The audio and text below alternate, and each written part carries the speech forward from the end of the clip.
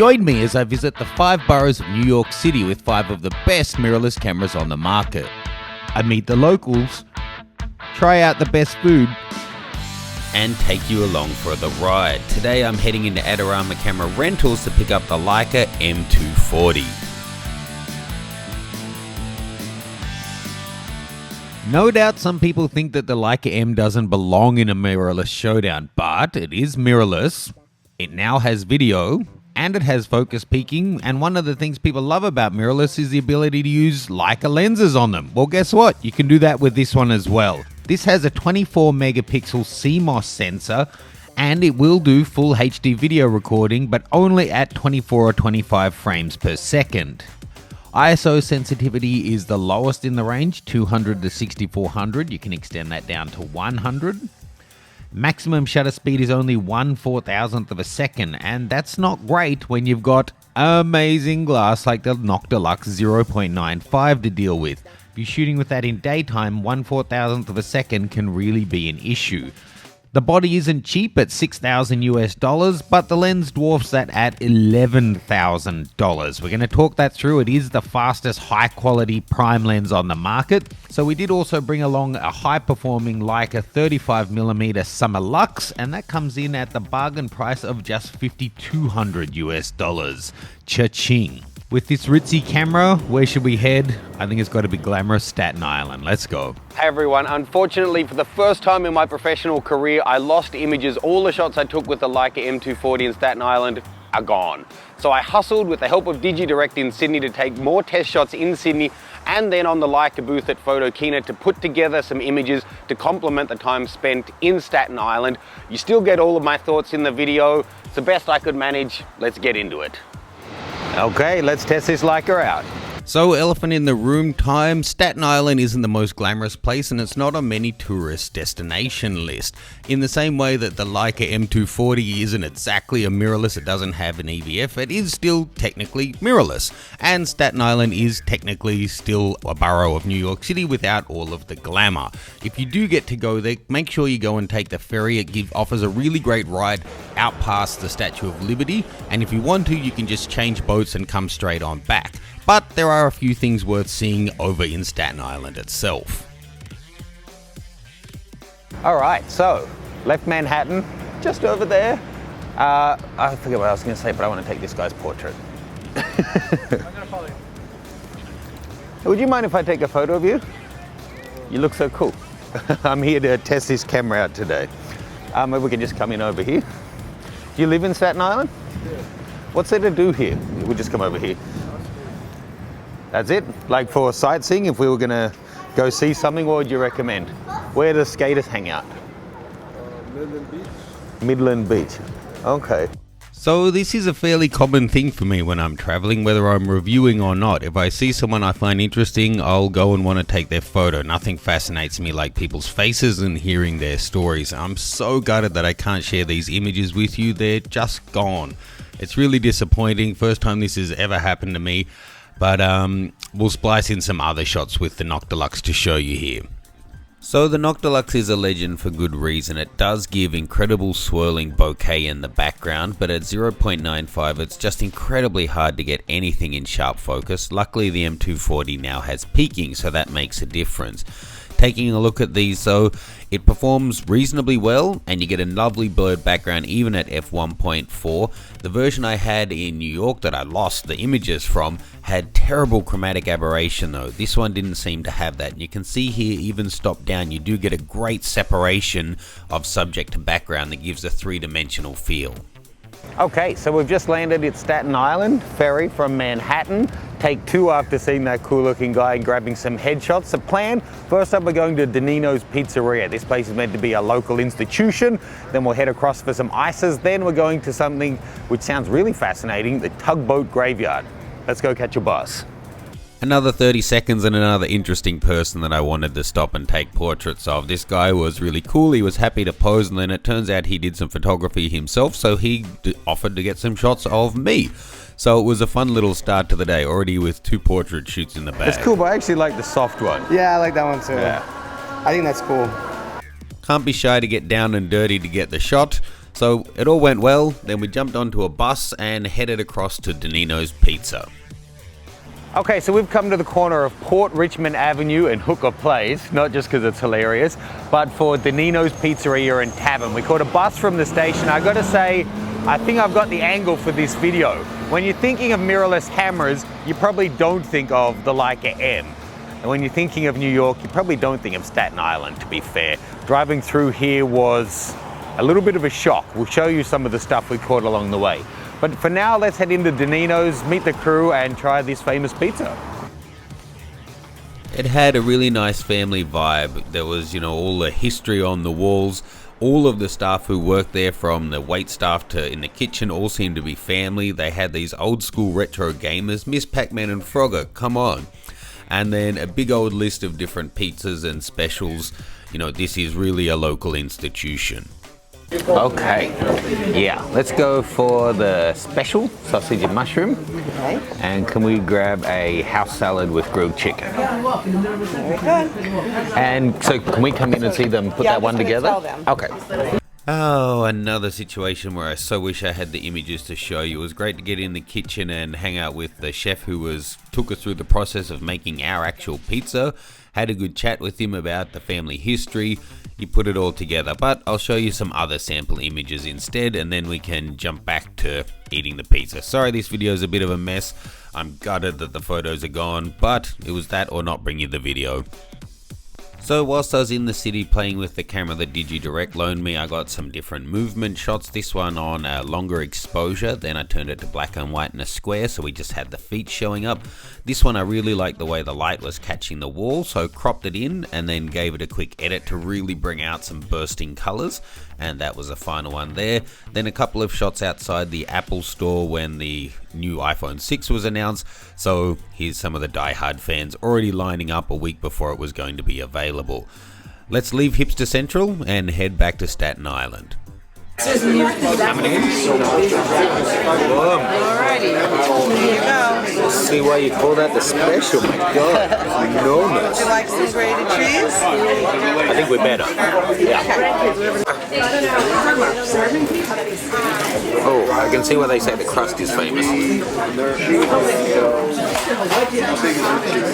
Okay, that's a problem.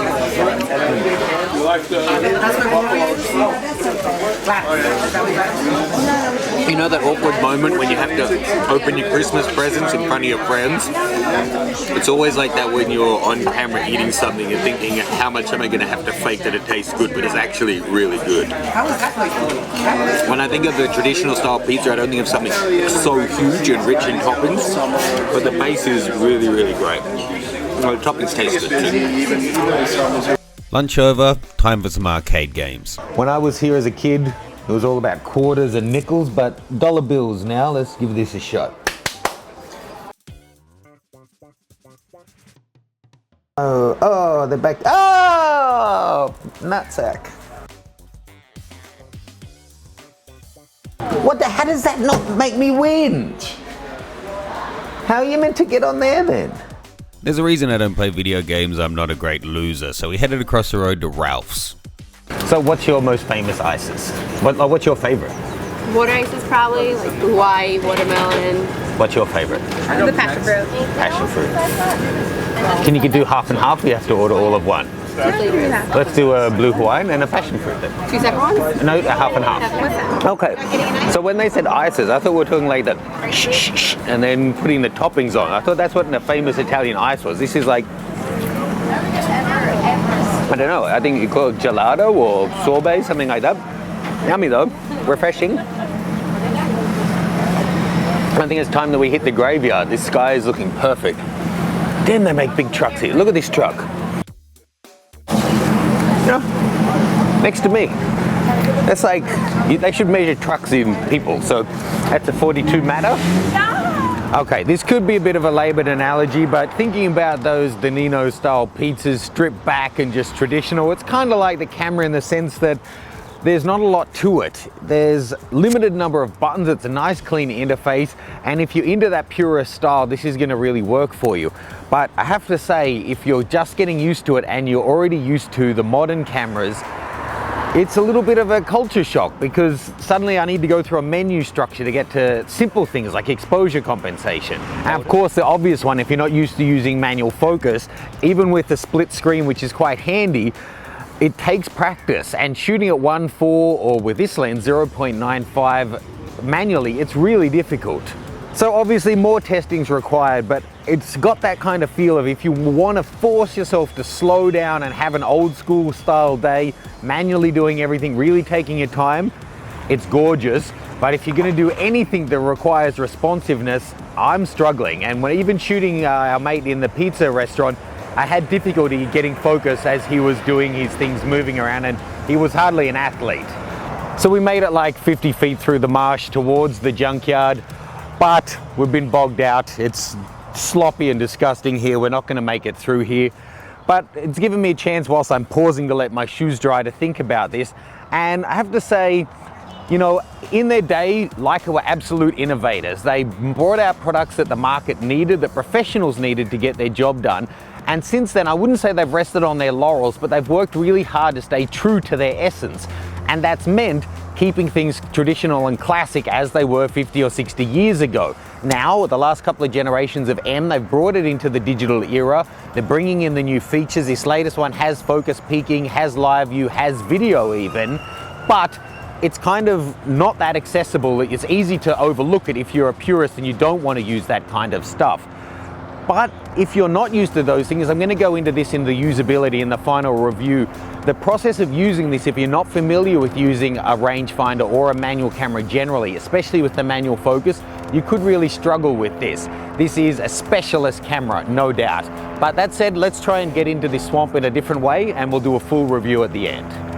Long story short, we couldn't get through and we were restricted access from the good viewing angle. Making this video was a real comedy of errors. We had missed buses and all kinds of misfortunes before we lost the images. So let's just take a look at how that new CMOS sensor is doing with high ISO, then cut to the conclusion. So whilst DSLRs raced ahead with CMOS technology and high ISO years ago, medium format and Leica stuck with CCD. So now with their first generation of CMOS, let's see how it's doing. They're at 800 and then 1600. You can see what's happening in the colors there. They're still nicely colored, rich, and we're not seeing much of the visible noise. As we go up to 3200 and then 6400, it's still not an amazing performance. You may not be using a camera like this for high ISO, but some people do really want it. And this, you couldn't say that this is performing noticeably better than the APS-C or even Micro Four Thirds mirrorless that we've had in this series. So look, I've really enjoyed shooting with this today despite the ups and downs of Staten Island. But to do a full comparison, I really have to do both sides of the argument. So look, you have to first of all situate this in the history of Leica M's and then of Leica digital cameras to give a bit of context to how this performed against the previous ones. So certainly they've taken a big leap forward on this one, introducing video, introducing live view, and introducing peaking. They've gone from the CCD technology to CMOS, which is giving a different kind of image, the tones and the colors you're getting, and most importantly, it's improved the high ISO capabilities of this camera a lot. But it's 5 times more expensive than any of the other cameras that I'm comparing in this stack up. So you have to ask, is it really worth it?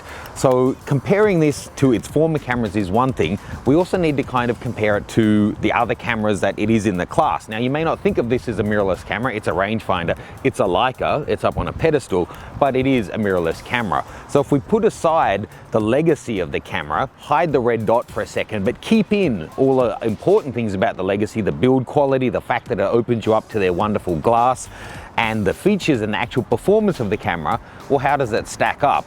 Well, first of all, you have to acknowledge that almost all of the other cameras will let you use Leica lenses with an adapter. Then you still have manual focus like you do anyway, plus they give you metering and you get the same kind of performance off them depending on the sensor of the camera that you're dealing with. So that's one thing. This is full frame, only the A7R is the other one in the lineup that's comparable in that sense. But looking at actual performance, how they go side by side, it makes it difficult to justify the incredibly high price. The image quality of this is not near the Sony A7R. Even the Fuji X-T1 is up there with this, or maybe punching a step ahead. They have introduced video for the first time, good on them, but it's nowhere near the quality that the Panasonic's offering at under $2,000. And then obviously, you know, it's hard to put this as a downside because everyone knows that Leica's a manual focus, but it is, and for a lot of people that's going to be really difficult. And some of these mirrorless cameras have fantastic performance. The Olympus OMD is astonishing. Put against any camera, it performs really well. So you have to ask then, is it worth the money, and who is this camera for? Now, is it worth the money is going to come down to how much you value that intangible thing that is Leica.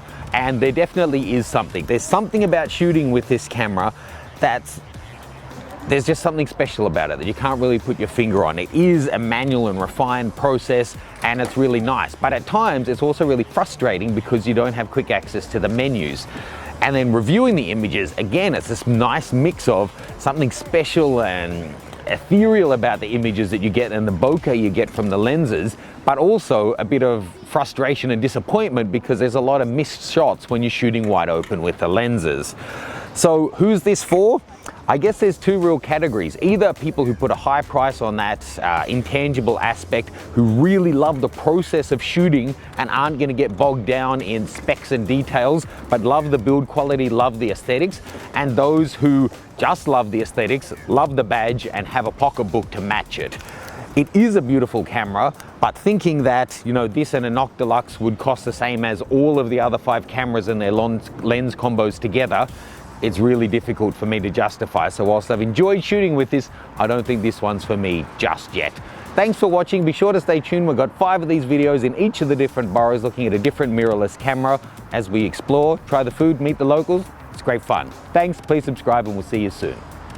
So now, having visited the 5 different boroughs with the 5 different cameras, next week we're going to sit down and go through all of their pros and cons, put them side by side, and see what will best suit your needs. See you then.